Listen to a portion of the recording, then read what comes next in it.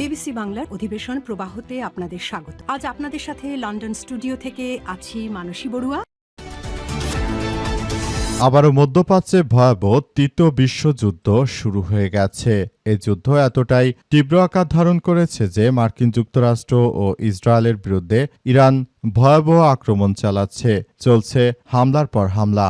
আর এরই মাঝে আমাদের হাতে এসে পৌঁছেছে ইরান, ইসরায়েল ও যুক্তরাষ্ট্রের মধ্যে যে ভয়াবহ যুদ্ধ চলছে, যুদ্ধের সর্বশেষ গুরুত্বপূর্ণ সবথেকে তাজা আপডেট সংবাদ। প্রথমেই জানাবো, আমিরাতে হামলার জন্য মার্কিন সামরিক দুঃসাহসিকতা দায়ী। আবারও সংযুক্ত আরব আমিরাতে হামলা চালিয়েছে ইরান।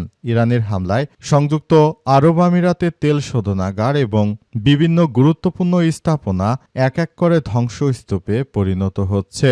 মধ্যপ্রাচ্যে যুদ্ধের দামামা আরও জোরালো হয়ে উঠেছে আজ। সংযুক্ত আরব আমিরাতের আকাশসীমায় ইরান থেকে ছোড়া একাধিক ব্যালিস্টিক ও ক্রুজ ক্ষেপণাস্ত্র প্রতিহত করার দাবি করেছে দেশটির প্রতিরক্ষা বাহিনী। একই সময় ফুজিরা বন্দরের একটি তেল শোধনাগারে ড্রোন হামলার পর ভয়াবহ অগ্নিকাণ্ডের খবর পাওয়া গেছে। মার্কিন যুক্তরাষ্ট্রের কনসুলেটকে লক্ষ্য করে হামলা চালানো হয়েছে। এরপর জানাবো, আরব আমিরাতকে গুড়িয়ে দিতে চায় ইরান। দ্য মিডল ইস্ট আইয়ের প্রতিবেদন। ইরান ইসলামী প্রজাতন্ত্রের উপর যুক্তরাষ্ট্র ইসরায়েলের আগ্রাসনের জবাবে সংযুক্ত আরব আমিরাত বা ইইউকে কঠোর নিশানা করার পরিকল্পনা করছে বলে সৌদি আরব ও ওমানকে জানিয়েছে ইরান। দৃশ্যত এটি আবুধাবি এবং তার প্রতিবেশী দেশগুলোর মধ্যে দূরত্ব তৈরির একটি পদক্ষেপ হতে পারে বলে ধারণা করা হচ্ছে। এদিকে যুক্তরাষ্ট্রের পরিকল্পনা নিয়ে যে শঙ্কার কথা জানালো নৌবাণিজ্য সংস্থা। আজ মায়েরস্কো কোম্পানির একটি জাহাজ হরমুজ প্রণালী পার হয়ে আসতে পেরেছে। এই পারার খবর নৌ চলাচল বাধা দূর করার ক্ষেত্রে সমুদ্রে এক ফোঁটা পানির মতো সামান্য বিষয় বলে মনে করে একটি বাণিজ্য সংগঠন। এবারে জানাবো, রাশিয়ার আকাশ থেকে ঝরছে কালো বৃষ্টি। রাশিয়ার কৃষ্ণসাগর উপকূলেও তোয়াপশে শহরে তেল শোধনাগার ও টার্মিনালে ইউক্রেনের ধারাবাহিক ড্রোন হামলায় এক ভয়াবহ পরিবেশগত বিপর্যয় তৈরি হয়েছে।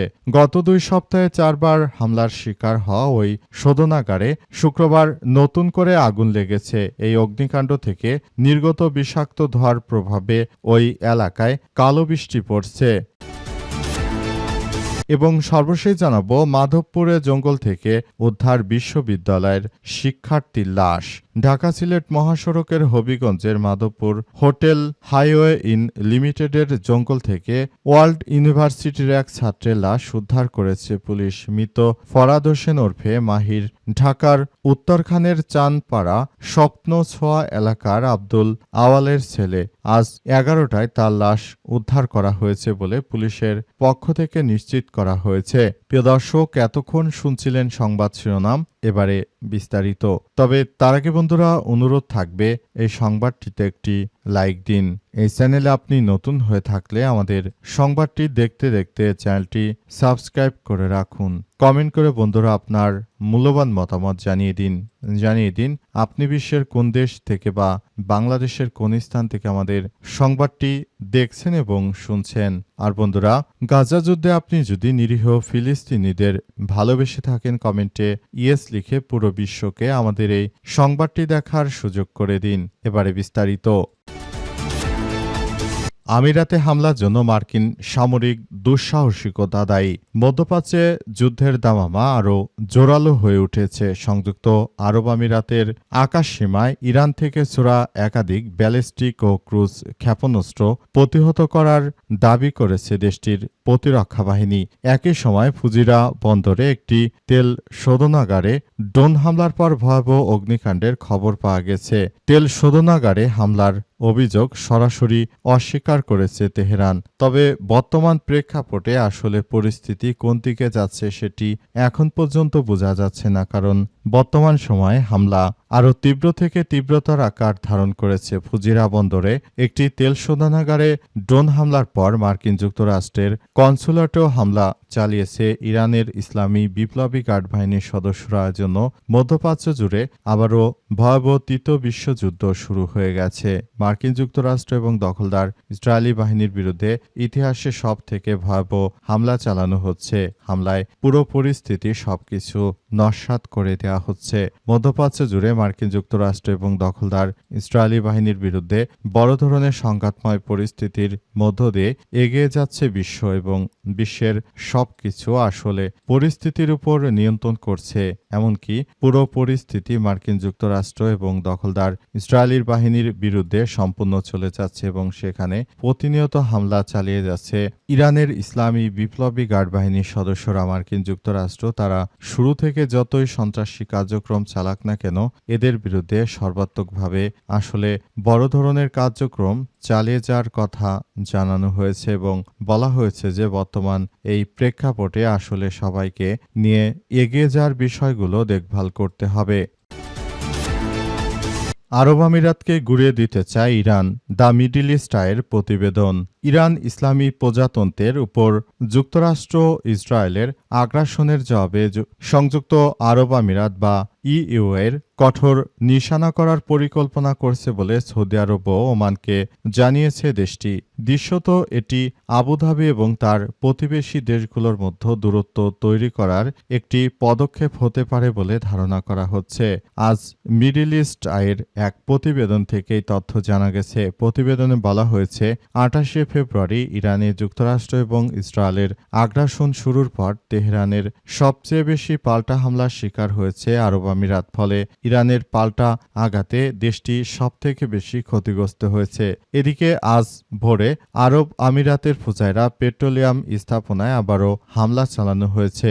এর থেকে বোঝা যাচ্ছে যে মূলত সংযুক্ত আরব আমিরাতকে একদম ধসিয়ে দিতে চায় ইরান। কারণ হিসেবে বলা হচ্ছে যে সংযুক্ত আরব আমিরাত এই রাষ্ট্রটি তারা সরাসরি জায়নবাদীদের পক্ষ নিয়েছে, এবং তারা আসলে পুরো পরিস্থিতি সম্পূর্ণ নিয়ন্ত্রণের চেষ্টা চালিয়ে যাচ্ছে। সুতরাং এই বিষয়গুলোকে খুবই গুরুত্ব সহকারে দেখভাল করার মধ্য দিয়ে এগিয়ে যেতে হবে। পুরো পরিস্থিতি যে কোনো মূল্যে প্রতিহত করার মধ্য দিয়ে সবাইকে এগিয়ে যেতে হবে বলে সেখানে উল্লেখ করা হয়েছে, এবং আরও জানানো হয়েছে যে দখলদারদের বিরুদ্ধে ইতিহাসের সবথেকে ভয়াবহ একটি কার্যক্রমের মধ্য দিয়ে সবাইকে নিয়ে এগিয়ে যেতে হবে। পুরো মধ্যপ্রাচ্য জুড়ে আসলে যে ধরনের ভয়ঙ্কর কর্মসূচির কার্যক্রম শুরু হয়েছে, এর জন্য আসলে আমাদের সবাইকে এখনই এগিয়ে আসতে হবে। মধ্যপ্রাচ্যে মুসলিমদের বাঁচাতে হলে এখনই মুসলিম বিশ্বের সবাইকে একসঙ্গে নিয়ে তারপর কাজ করতে হবে, এমন তথ্য সামনে এসেছে।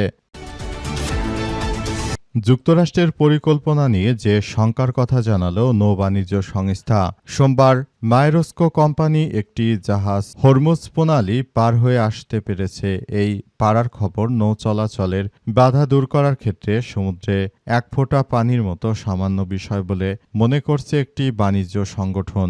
স্বতন্ত্র ট্যাঙ্কার মালিক ও অপারেটরদের প্রতিনিধি করে একটি সংস্থা ইন্টারট্যাঙ্কর ব্যবস্থাপনা পরিচালক টিম ইউলিক্স বিবিসি রেডিও 4 টুডে প্রোগ্রামে বলেছে এটা ছিল খুবই কড়াকড়ি পরিস্থিতির মধ্যে নিবিড় পাহারার পার হয় একটি মাত্র জাহাজ। আটকে থাকা বাকি জাহাজগুলোর জন্য এটা নাটকীয় কোনো পরিবর্তন আনবে না। সেখানে জাহাজ চলাচলের জন্য পুনর্গঠিত কোনো নিরাপত্তা দল বা সমন্বয় ব্যবস্থা নেই। তাই আমাদের সদস্যরা মৌলিক কিছু প্রশ্ন তুলেছে যে যাতায়াতের এই প্রক্রিয়া কে শুরু করবে বলেই ইউলকিংস কর্তৃপক্ষের সাথে জাহাজের পক্ষ থেকে যে যোগাযোগ করবে, এবং সবচেয়ে গুরুত্বপূর্ণ প্রশ্ন হলো চলাচলের সময় যদি জাহাজটি ইরানি বাহিনীর বাধার মুখে পড়ে তাহলে বিকল্প ব্যবস্থা কি হবে বলেন এই পরিচালক। ইউলকিংস বলেছেন মালিকরা এই গুরুত্বপূর্ণ প্রশ্নগুলোই করেছেন এবং জাহাজে থাকা ক্রু বা কর্মীদের সাথে